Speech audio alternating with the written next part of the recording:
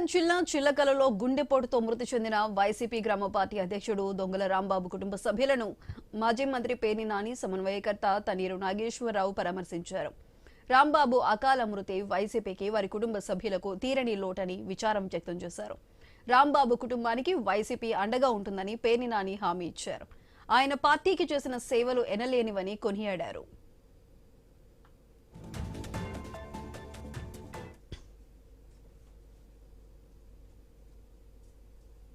గుండెకి సంబంధించినటువంటి ఇబ్బంది వస్తే రమేష్ హాస్పిటల్లో వైద్యం చేసుకున్నాడు. 2011 నుంచి 2016 దాకా మందులు వాడాడు. తర్వాత అక్కర్లేదు, ఇక మందులు ఆపే పర్లేదని చెప్పారు. అక్కడి నుంచి శుభ్రంగా రోజు వ్యవసాయం చేసుకుంటున్నాం. మా బిడ్డ మరణంలో ఏ రాజకీయం లేదు, ఏ ఒత్తిడి లేదు.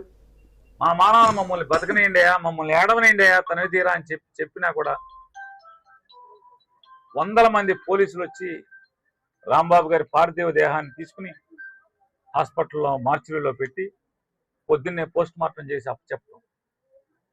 పోలీసులు ఎందుకు చేస్తున్నారు ఇట్లా? ఎవరి కోసం చేస్తున్నారు? ఎవరి కళ్ళలో ఆనందం కోసం ధర్మంగా వ్యవహరించాల్సినటువంటి వాళ్ళు, ప్రజల పట్ల స్నేహపూర్వకమైనటువంటి పోలీసింగ్ చేయాల్సినటువంటి పోలీసులు ఎందుకు ఇంత అభ్యంతరకరంగా ప్రవర్తిస్తున్నారు?